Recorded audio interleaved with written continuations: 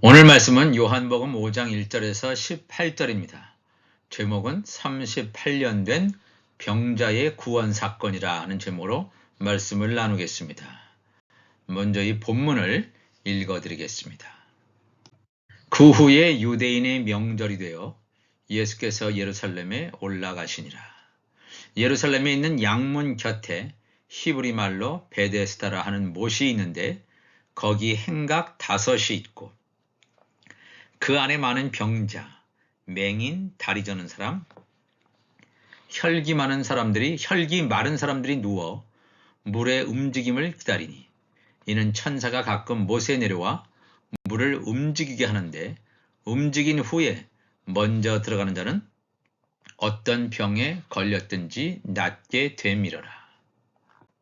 거기 38해 된 병자가 있더라. 예수께서 그 누운 것을 보시고 병이 벌써 오래된 줄 아시고 이르시되 네가 낫고자 하느냐. 병자가 대답하되 주여 물이 움직일 때에 나를 못에 넣어주는 사람이 없어 내가 가는 동안에 다른 사람이 먼저 내려가나이다.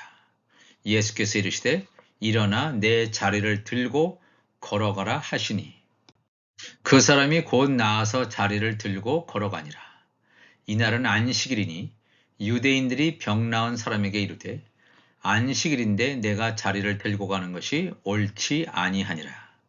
대답하되 나를 낫게 한 그가 자리를 들고 걸어가라 하더라 하니 그들이 묻되 너에게 자리를 들고 걸어가라 한 사람이 누구냐 하되 고침을 받은 사람은 그가 누구인지 알지 못하니 이는 거기 사람이 많으므로 예수께서 이미 피하셨음이라. 그 후에 예수께서 성전에서 그 사람을 만나 이르시되 보라 네가 나았으니 더 심한 것이 생기지 않게 다시는 죄를 범하지 말라 하시니 그 사람이 유대인들에게 가서 자기를 고친 이는 예수라 하니라. 그러므로 안식일에 이러한 일을 행하신다 하여 유대인들이 예수를 박해하게 된지라.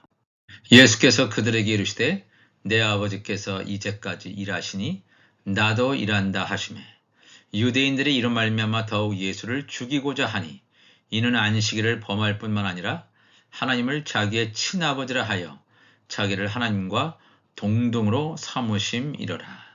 아멘. 이 오늘 본문 말씀은 이 구약시대의 제사장 나라의 백성인 하나님의 종들의 모습, 구약시대의 하나님의 종들의 모습을 통하여 신약시대의 제사장 나라의 백성인 하나님의 종의 모습을 묘사하고 있습니다. 구약시대의 하나님의 말씀인 율법의 지배를 받고 살고 있는 이 사람들의 영적 상태를 요한복음은 이렇게 증거하고 있습니다. 요한복음 5장 3절 가보면 그 안에 많은 병자, 맹인, 다리 저는 사람, 혈기 많은 사람들이 누워있는 상태. 이게 구약시대의 율법 아래에 있는 죄와 사망에 병들어 있는 그 자의 모습들을 여기서 묘사해주고 있습니다.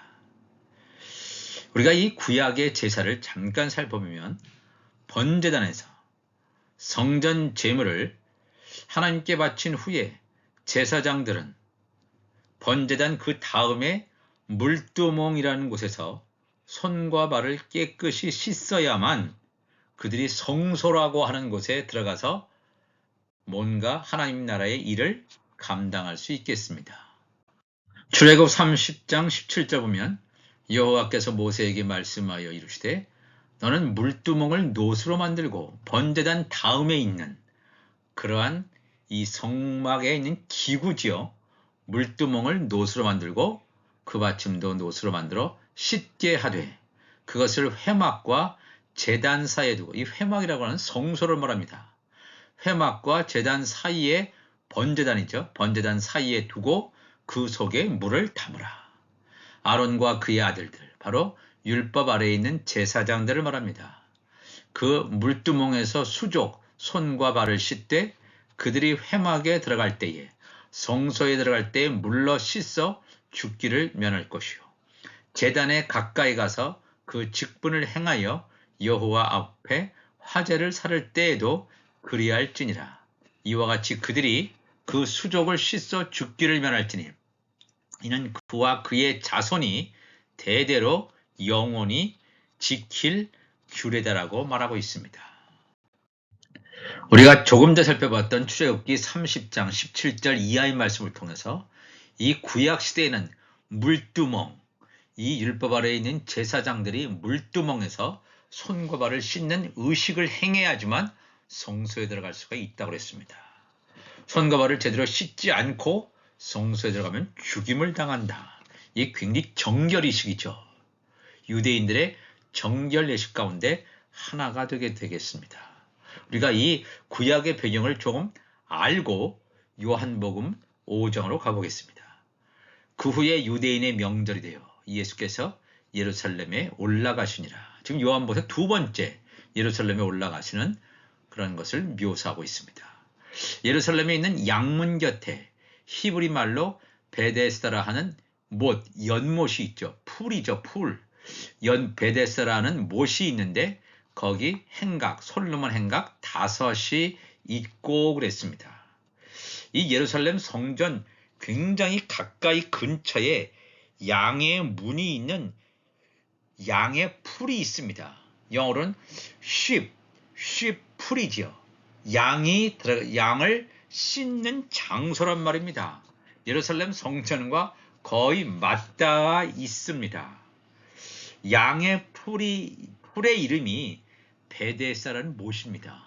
베데스다라는 이 못, 이곳에서 제사장들은 성전 제사를 위하여 양들을, 그러니까 하나님께 바칠 제물이죠. 양들을 깨끗이 씻은 후에 성전 제사를 위하여 준비하는 과정을 제사장들이 행했던 것입니다. 베데스다라고 하는 양의 풀, 양을 깨끗이 씻는 그러한 장소인데 이 장소는 느헤미야 3장 1절 보면 언제 양의 문이 있었는지를 성경은 증거하고 있습니다. 느헤미야 3장 1절 가보면 그때의 대제사장 엘리야십이 그의 형제 제사장들과 함께 일어나 양문을 건축했다 그랬어요. 이 기원전 5세기입니다. 예수님께서 이 땅에 오시기 500여 년, 한 7, 80년 전에 양의 문을 건축하여 성별하고 문짝을 달고 또 성벽을 건축하여 한메아 망대에서부터 하나넬 망대까지 성별하였고 그랬죠. 양의 문을 건축할 때가 기원전 5세기란 말입니다. 그래서 이 느헤미야가 성벽을 재건하는 시대에 양의 문을 건설한 것을 지금 기록으로 남기고 있습니다. 양의 문, 양풀이죠. 베데스다 연못에 들어가는 문을 양의 문이라고 합니다. 양들을 씻기 위한 거죠. 요한복음 5장 3절 4절 가보면 양의 문을 통과해서 이제 베데스다 연못에 들어가는데 그때는 성전 제사를 위해서 양들을 씻는 장소였는데 요한복음 5장 3절 4절 보니까 그 안에 즉 베데스다 연못 안에 많은 병자, 맹인, 다리 저는 사람, 혈기 많은 사람들이 누워 물의 움직임을 기다리니 이는 천사가 가끔 못에 내려와 물을 움직이게 하는데 움직인 후에 먼저 들어간 자는 어떤 병에 걸렸든지 낫게 되미로라 그랬습니다. 굉장히 신비스러운 얘기를 요한은 증거하고 있습니다. 이것을 우리가 잘 알아야 됩니다. 제가 조금 전에 말씀드린 대로 이 베데스다 연못가에는 연못 안에는 물이 있어서 이 하나님의 제사장들이 성전 제물을 드릴 양들을 씻는 장소라고 했는데 여기에 나오는 요한복음 5장 3절에 나오는 양들이 아니라 병자들, 맹인들, 다리 저는 사람들, 혈기 많은 사람들이 누워있다고 그랬습니다. 즉 율법 아래 죄와 사망의 법에 완전히 매여 있는 그런 영적인 병자들을 말하고 있습니다. 그 병든 양들이죠. 이러한 영적으로 병든 자들을 여기서 말하고 있는데 그렇게 누워있는 자들이 물의 움직임을 기다린다. 또 천사가 가끔 그 베데스다 못에 내려와서 물을 움직이게 하는데 움직인 후에 먼저 들어간 자는 어떤 병에 걸렸든지 낫는다 그랬습니다. 하나님에 의하여 받아들여질 수 없는 병든 재물이 어떻게 하나님에 의하여 받아들여지느냐 하면 이 구약시대에는 이 천사가 중보자로 내려와서 물을 동하게 함으로 이 죄와 사망에 병들어 있는 이 병자들을 정결하게 깨끗이 씻어서 하나님께 드려지는 제물이 되게 한다는 것입니다. 우리가 죄 있는 모습으로 하나님 나라에 갈 수 있습니까? 절대로 못 갑니다. 완전히 회개하고 예수의 피로 씻고 우리가 말씀으로 씻고 해야지 하나님 나라에 가는 것처럼 이 하나님의 종들도 그런 과정을 거쳐야 되는데 이 구약 시대에는 천사들이 중보자임을 성경은 증거하고 있습니다. 갈라디아서 3장 19절 보면 그런즉 율법은 무엇이냐? 범법함으로 더하여진 것이라. 천사들을 통하여 한 중보자의 손으로 베푸신 것인데 약속하신 자손이 오시기까지 있을 것이라. 그 중보자는 한 편만 위한 자가 아니라 하나님은 한 분이시니라 그랬습니다. 율법의 중보자는 누구냐 하면 천사입니다.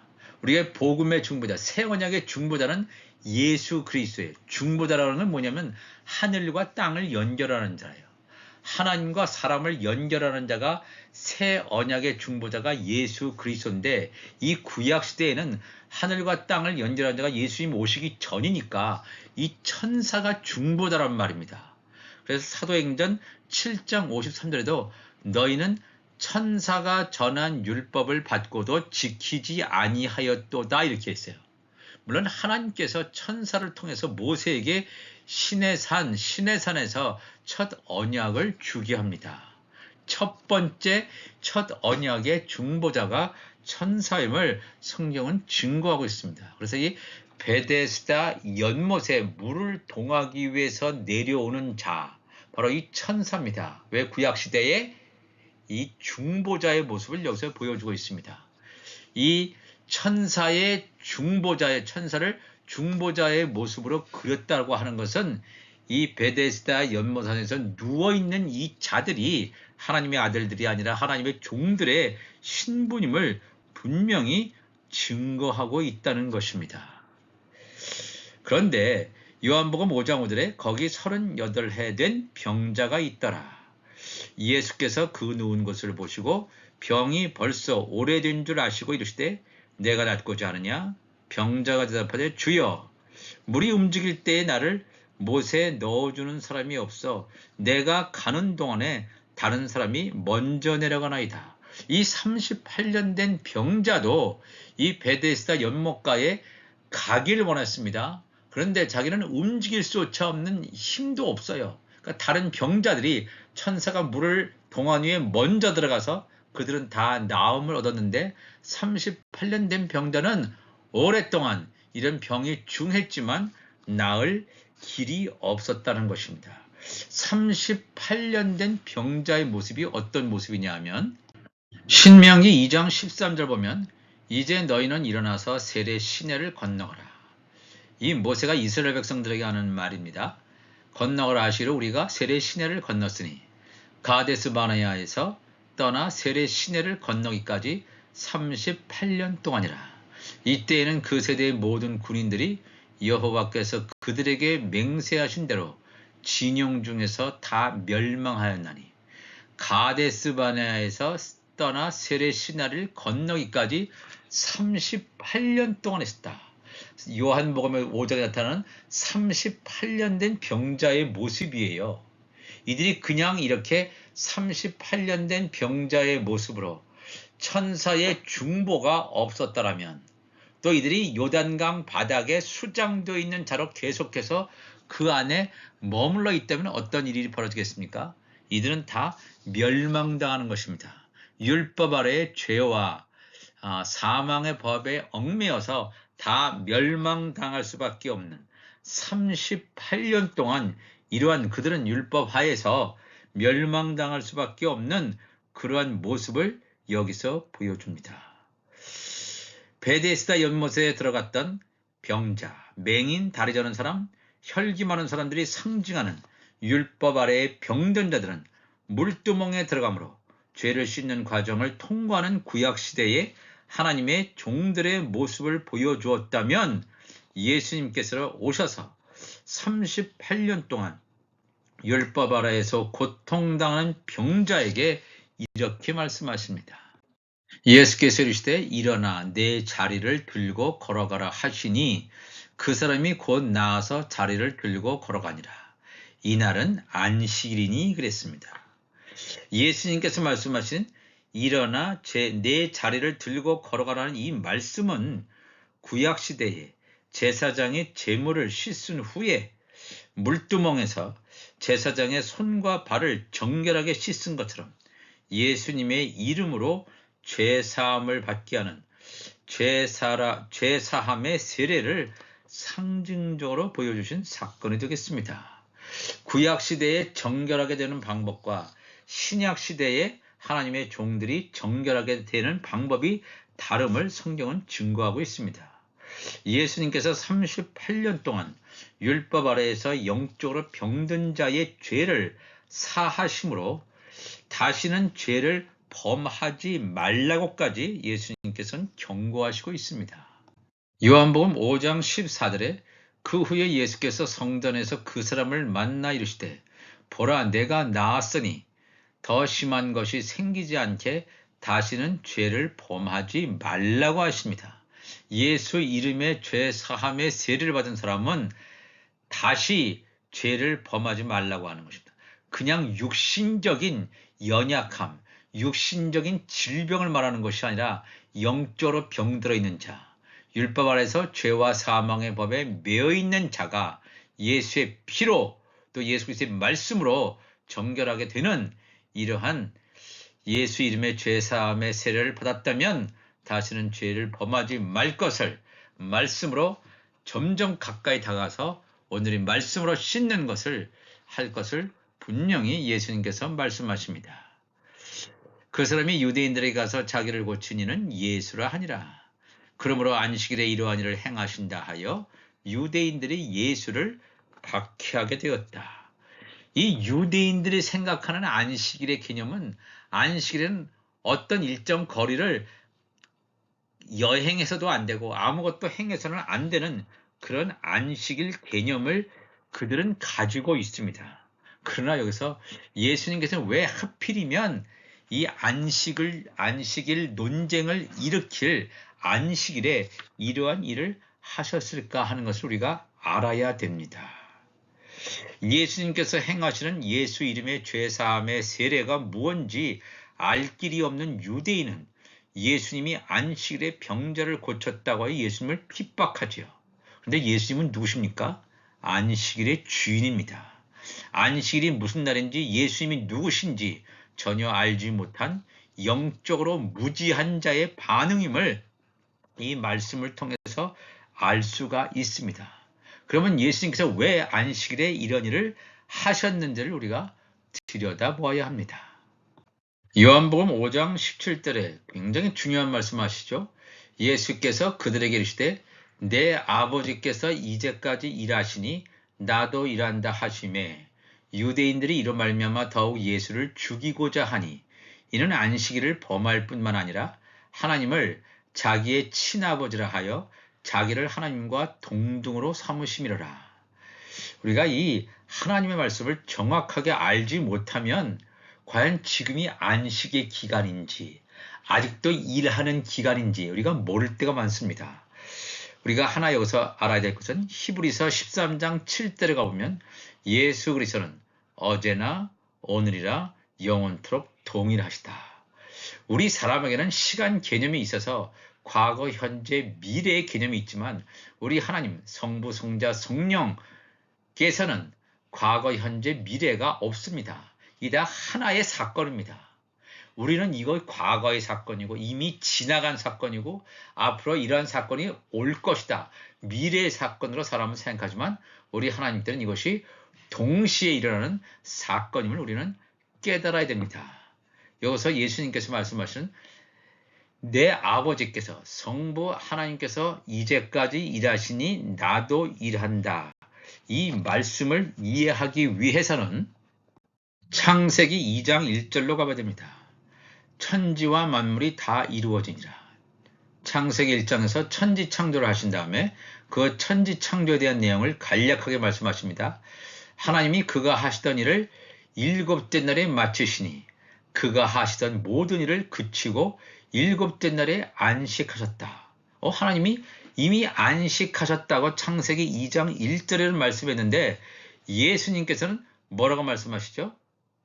요한복음 5장 17절에 내 아버지께서 이제까지 일하시니 나도 일한다. 예수님께서 오신 사건, 지금부터 2000년에도 예수님 하나님이 일하시고 지금도 일하신다는 거예요. 그러면 이 신약의 개념으로 볼 때는 아직 안식이 안 된 것 같은데 창세기 2장 1절 보면 하나님이 하시던 일을 일곱째 날에 마쳤다 그러거든요. 아니 어떻게 이러한 일이 있을 수 있는가? 하나님은 과거, 현재, 미래가 없이 하나의 사건이라고 하는 것을 말씀을 드렸습니다. 여기서 말하는 안식은 일곱째 날이다. 우리가 안식이라고 하는 것은 일곱째 날이죠. 우리가 살고 있는 이 시대는 이 영원한 안식 일곱째 날을 향해서 지금 가고 있는 여섯 번째 날에 살고 있습니다. 우리가 이 개념이 참으로 어려운 개념인데 우리가 이것을 정확하게 알아야 됩니다. 예수님께서 말씀하시는 안식일은 제7일의 영원한 안식을 가리킵니다. 하나님 나라의 구원의 완성이 된 후에 찾아오는 안식을 말합니다. 즉 하나님의 아들들 추수가 끝나고 하나님의 종들의 추수도 끝나고 그리고 예수님의 공중재림 또 지상재림 그리고 이 땅의 천년 왕국 후에 백보자 심판에서 천국 시민의 추수가 다 끝나고 새 하늘과 새 땅으로 완전한 하나님의 나라가 되는 그 시점이 바로 영원한 안식을 말하는 것입니다. 그 안식까지 아직 우리 인간의 시간 개념으로는 아직 가야 될 길이 있습니다. 그러나 이 하나님 편에서 보시기에는 이것이 이미 다 완성이 됐습니다. 하나님은 우리의 인간과 같은 시간 개념이 아니기 때문에 그렇습니다. 오늘도 우리가 이 말씀을 통해서 하나님의 종 38년 된 병자가 어떻게 구원을 받게 되는가? 그 이전에 많은 병자들은 이 죄와 사망의 법에 얽매여 있는 병자들은 천사가 내려와서 물을 동하게 했을 때 그들이 가지고 있는 질병에서 노임을 얻게 되는 그러한 구원의 과정을 밟았다면 예수님이 오셔서 하나님의 종들이 어떻게 역사를 받냐면 성령을 받은 하나님의 아들들이 복음 전파하는 것을 통해서 이 하나님의 종들이 말씀을 받아들이고 또 정결하게 씻어지고 예수 이름의 죄사함의 세례를 받음으로 그들이 죄에서 떠나게 되는 이 놀라운 사건을 이 요한복음 5장 1절에서 18절의 말씀은 증거하고 있습니다. 하나님의 아들, 하나님의 종들, 천국 시민이 구원받을 날이 점점 가까워오는 이때 우리가 이 말씀으로 날마다 우리 안에 있는 모든 더러운 것들이 다 씻김받고 인간의 지식이나 이 잘못된 것들이 다 씻김받고 온전하게 세워져서 거룩한 하나님의 성전으로 세워지는 우리 모두가 되시기를 주님의 이름으로 축복합니다. 다 같이 기도하시겠습니다. 하나님 아버지 감사합니다. 오늘도 이 귀한 하나님의 말씀을 나누었습니다. 이 말씀을 통해서 우리 안에 자라졌고 있는 이 잘못된 것들 다 말씀으로 씻어지게 도와주시고 거룩한 하나님의 성전으로 온전히 세워지게 하여 주옵소서. 우리 주님 감사하며 예수님의 이름으로 기도하옵나이다. 아멘.